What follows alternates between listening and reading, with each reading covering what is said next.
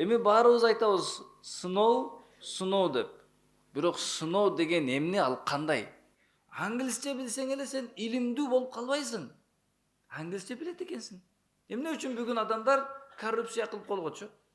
Демек, билгениңе амал кылбасаң дагы сыноодон өтпөй калат экенсиң да.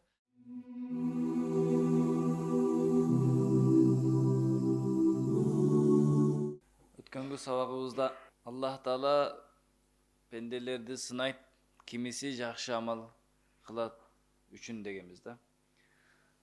Аллах Таала эмне үчүн сынайт пенделерди?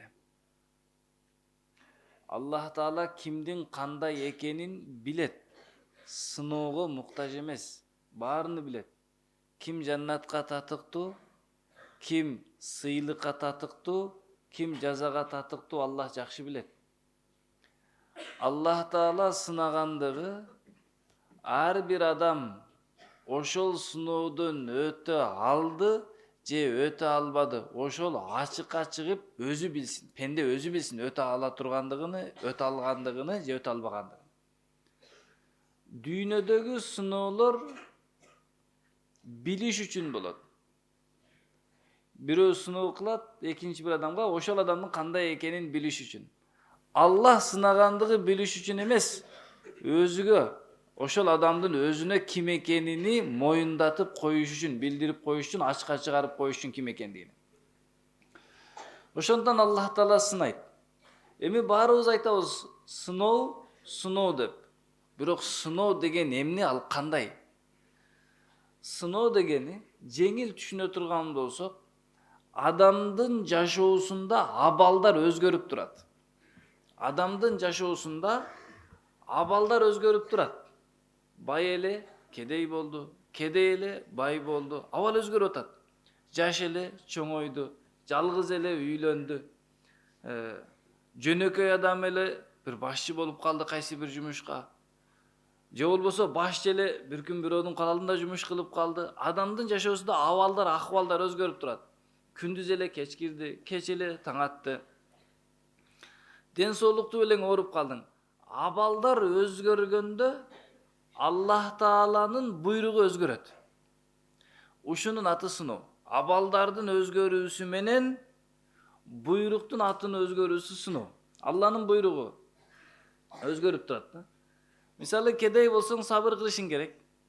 Барага шүкүр кылышың керек. Бай болуп калсаңчы? Закет беришиң керек, ажылыкка барышың керек, курбанчылык союу керек, жакшылык кылуу керек. Өкүм өзгөрдү. Кедейге ажыга бар дебейт. Закет бер деген өкүм жок. Адамдарга садака кылып жакшылык кыл деген өкүм жок. Курбанчылык сой деген өкүм жок. Эмне үчүн ал кедей да? Кедейлик абалда өкүм башкача эле, бай болгондо өкүм башкача болот. Жалгыз болуп жүрөт элең, өкүм башкача, ата энеңе итаат кыл, ата энең айтканын кылгының, Аллага баш ийгиниң. Үйлөнүп калдың, эмне кылат? Жакшы жубай болгонуң, жакшы келин болгонуң, итаат кылгының, жакшы мамиле кылгының. Балалуу болуп калдың, жакшы тарбия бергиниң, жакшы үлгү болуп бергиниң. Кокус бир кызматка отуруп калдың бийликке, адилеттүү болгонуң. Өкүмдөр алмашат. Адамдын абалы өзгөргөндөн, акыбалдардын өзгөрүүсү менен өкүмдөрдүн өзгөрүүсү бул сыноо да. Эми ошол акыбал өзгөргөндө адам сыноодон өтүш үчүн эмне кылыш керек десе, биринчи билүү керек. Мага эмне өкүм келип жатат? Бир адамды мисалы агай кылып койду, же өкмөт кылып койду, же болбосо дагы бир кызмат берип, же кайсы бир ишке башчы кылып койду. Эми ошол учурда сен билишиң керек, мага кандай өкүм келип жатат? Мен кече жөнөкөй адам элем. Бүгүн бир башчылык болуп калды, бир кызматка туруп калдым. Эмне деген буйрук бар мага Алла тараптан? Ошону билүүң керек.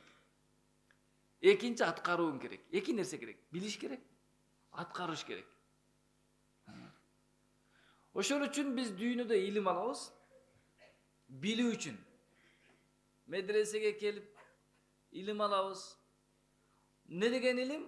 Абалдар өзгөргөндө Алланын буйруктары, өкүмдөрү өзгөрүп турат экен. Кайсыл учурда кандай өкүм келет, ошону үйрөнүш үчүн илим алабыз. Анан ошону билгенден кийин аткарабыз. Ошондо сыноодон өткөн болобуз. Демек, билим алышыбыз керек, экинчиси амалдуу болушубуз керек да. Сыноодон өтүш үчүн билим алыш керек адам, илимдүү болуш керек, андан амалдуу болуш керек да. Экөөнүн бирөөсү болбосо өтө албайт да. Ошол үчүн жаннатта сыноо болбойт. Дозок сыноо болбойт. Не үчүн? Себеби ал убакта дозокту абалдар өзгөрөт. Ысык болот, суук болот. Дозокто азаптар түрдүү болот. Жылан чагат, чаян чагат. Бардыгы азап, бирок түрдүү азап. Бирок ал жакта өкүм жок да, сабыр кыл деген өкүм жок да. Жаннаттын ичинде акыбал аябай жакшы бойдон тура берет да. Өкүм жок аякта. Ал эми жаш балдарга акыбал өзгөрөт. Мисалы, балакатка жетелек балдарга абал өзгөрүп турат. Бирок аларга өкүм жок. Аллах Таала акылы жетелектен өкүм жок болот. Ошол үчүн жаш балдарга сыноо жок. Балакатка жеткен күнүнөн баштап сыноо өлгөнгө чейин да. Абалдардын өзгөрүүсү менен өкүмдөр өзгөрөт. Ошол өкүмдөрдү биз билип аткарсак сыноодон өтөбүз. Билбей калсаң, сыноодон өтө албай каласың. Билдиң бирок аткарбай калдың, сыноодон өтө албай каласың да. Ошол үчүн карагыла. Сен жакшы эле бараттың эле, бир адам сени тилдеп калды. Сен жакшы баратканда акыбал өзгөрдү, сага бирөө тилдеп атат. Не кылыш керек? Сенин илимиң болуш керек. Бир адам сени тилдесе, капа кылса, кечирип кайра ага жакшылык кыл. Билдиң. Эми кечирдиң дагы кайра адамга жакшылык кылдың, сен сыноодон өттүң. Эми экинчи сыноо келет. Байлык келет. Ушинтип сыноодон өтүш үчүн бизге илим керек жана амал керек. Ошол үчүн Аллах Таала жашоодо ар бир учурда пендени сынап турат. Кедейлик менен да сынайт, байлык менен да сынайт. Ден соолук берип да сынайт, ден соолукту алып да сынайт. Ошол үчүн ар бир учурда, ар бир абал өзгөргөндө биз сыноодобуз. Ушул сыноодон өтүп ийгиликке, жаннатка жетиш үчүн ошол абал өзгөргөндө Алланын эмне деген буйругу мага келди? Ошону билишибиз керек. Анан ошону аткарууубуз керек. Өтүп кетебиз. Ошону билип аткарайын десең, кээ бир инсандарда билим болбойт да. Алланын буйругуну билбейт. Мисалы, шариатта мындай. Мен болбосун бир адам экинчи бир адамды капа кылса, тилдесе, же бир уруп койсо, Алланын биринчи буйругу келет, сен кечир дейт. Пайгамбарсам сахабалар кечиргенди үйрөткөн. Жакшы мамиле кыл деген буйрук келет. Идфа биллати ахсан. Жакшы мамиле кыл деген өкүм келет. Ал эми өзүндөй кылып өч алсаң болот деп уруксат келет да. Эми карагыла, ушуну бир адам билбейт. Бул мени урду, мен да урушум керек деп андан ашырып жүгүрөт. Сен сыноодон өтпөй калдың. Бир адам билет, бирок аткарбайт да. Бул дагы сыноодон өткөбөй калат да. Ошол үчүн сахаба радыйаллаху тарыхын окугула, пайгамбарлардын тарыхын окугула дегенде сыноодон кантип өтүш керек, ошол жолду үйрөнгүлө деген сөз да. Сахабалар Мекке доорунда ачарчылык, кыйынчылык доорлорду өткөрдү, бардыгы сабыр кылып бекем турду да. Демек бизге сабак, кыйынчылык келип калышы мүмкүн, кээде ооруп калышы мүмкүн. Ошол кыйынчылык доорунда сахабалар кантип өтүп кетти? Сабыр кылды. Аллах жеңилдигин жөнөттү. Мединага көчүп келишти. Мединага көчүп келген убакта ар бир Мединага келген адамга бир сыноо келет эле, ооруп калат эле да. Сабыр кылат эле. Ушинтип сахабалар не кылды? Мединада жүрдү. Кийин сахабаларга байлык деген сыноо келип баштады. Сахабалар кедей мезгилде сабырдуу эле. Байлык келген мезгилде берешен эле. Bir убак келди, бийлик келип баштады. Абу Бакыр, Умар, Усман, ар бир сахабалар бирден шаардын губернатору болуп, бирден шаарда казы болуп баштады. Баягы ачарчылык менен, кедейчилик менен сыналган сахабалар бүгүн байлык менен сыналды, бир күн келди бийлик менен сыналды. Бирок ошол доордун бардыгында Алланын өкүмүн аткарып өтүп кетти. Кантип? Кедейчилик мезгилде, кыйынчылык мезгилде, ооруу мезгилде сабыр кылды.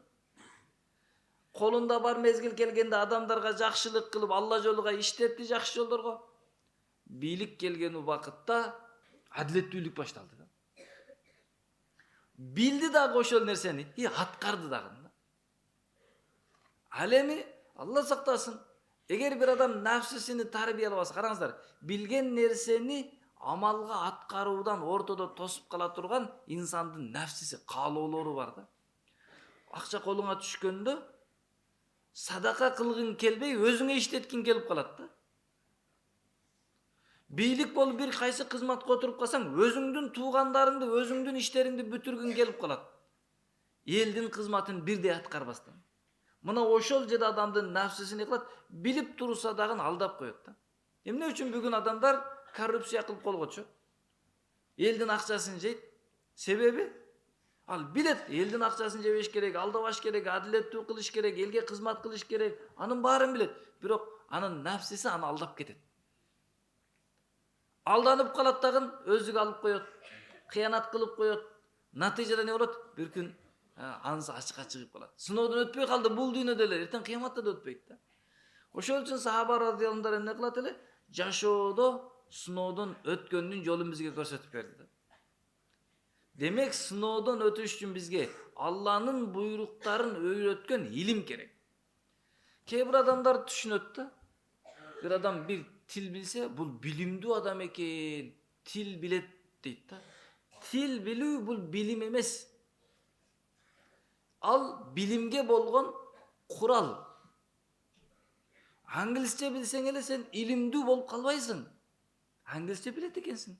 Англистин мектептеги 1-класстагы баласы да англисче сүйлөйт. Түрмөдөгү түрөмшиги да англисче, хулиганы дагы, бомжу да англисче сүйлөйт. Бирок аны эч ким илимдүү дебей эле го. Аларда деле илимдүү болуш үчүн дагы окуш керек да.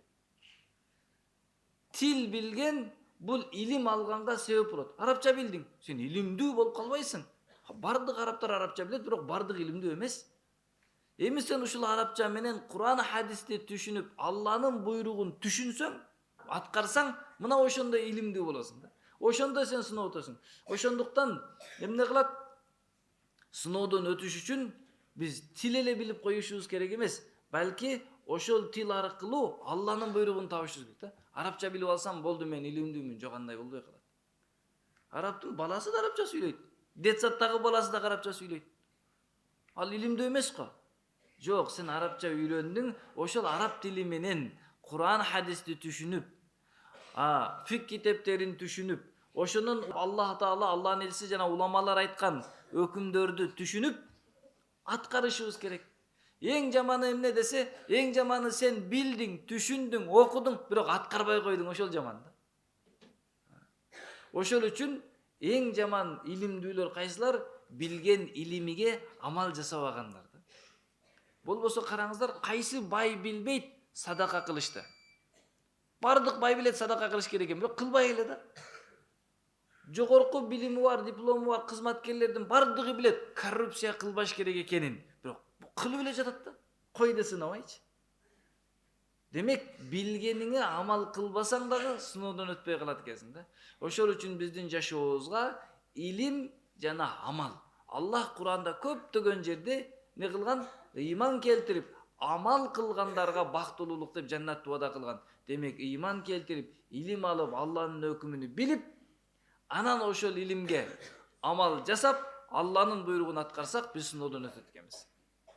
Сахабалардын тарыхын окуп көрө турган болсок, ушул нерсени кенен көрөбүз. Хатта Умар ибн Абдул-Азиздин доорунда да көрөбүз да. Падыша болгон күнү эмне кылды? Аялына келип айтты да. Сен өтө көп байлыгың бар, алтының бар. Себеп аялы падышанын кызы эле. Кайнатасы күйөө баласын падыша кылып шайлаганда, аялына айтты. Мынау байлыгыңды же мусулмандардын казнасына тапшырасың, жалпы элге тапшырасың, же мен сени менен жашай албаймын. Падышанын аялы мындай алтындар менен болсо болбой калат деди. Аял айтты. Ушул эле болсо анда мен бардык байлыгымды мусулмандарга бердим. Биринчи өзүнөн баштады да, элге иштеткендичи. Бүт нерсесин элге берди. Бир күн шаарына бир аял келип калат да, падышадан бир нерсе сурайын депчи. Шаарына келсе, шаардын өнүккөнүн көрөт дагы, шаардын аябай өсүп гүлдөгөнүн көрөт дагы. Баягыдан биздин тил менен айта турган болсок, мисалы 10 000 сом сурайын деген адам 100 000 сом сурайм, аябай бай турбайбы булар деп, баягы каалоосу дагы көбөйүп кетти. Ошентип падышанын үйүнө сурап келе жатты, падышанын үйү тетиги жерде деп көрсөттү. кесе кичинекей бир кепечени көрсөттү. Падышанын үйү ушул бекен деп эшиктен кирет. Кирсе бир кемпир кир жууп атат. Сиз ким болосуз десе, мен падышанын кемпири болом дейт. Мен падышанын кемпири болом дейт. Аябай таң калат да. Сиз падышанын кемпири болосуз, ооба. Мен падышанын кемпири болсоңуз жакын, мен падышага келдим элем, Умар ибн Абдулазизге келдим элем, жолукканы келдим элем. Сизге бир кеңешим бар. Тетиги киши отуруп сизди карап жатат. Падышага айтып коюңуз, тиги кызматчысы кыянат кылып падышанын аялга көз салып атат деп. Десе баягы аял айтты. Бул падыша өзү күйөөм ушул деп. Үйүнүн дуалын оңдоп аткан экен. Анан баягы аял барып сураптыр. Эч нерсе акча сурабай эле, неге сиз жөнөкөй жашап атасыз, ал эми элиңиз бай жашап атат дегенди айткан экен да. Мен өзүмдөн баштап, үй бүлөм, туугандарым баштап жөнөкөй жашооду тандадык эле, эл мындай бийик жашоого жетти. Эгер биз бийик жашооду тандаганда, элдигин алыш керек болот эле да, эл керек болуш керек болот. Билди, падыша болгон күнү эмне кылыш керек, башчы болгон күнү эмне кылыш керек. Бул ар бир кызмат ээсиге, кичине 10 адамдын башчысы болуп калдыңбы, демек кандай мамиле кылыш керек билишиң керек. Ошол үчүн ата-энебиздин алдында кандай бала болуп беришибиз керек, кандай кошуна болуп беришибиз керек, кандай тууган болуп беришибиз керек, ар бир өкүмдү билишибиз керек, жана ошону аткарышыбыз керек иншалла. Ниет кылабыз, Аллах баарыбызга амал кылганга мүмкүнчүлүк берсин.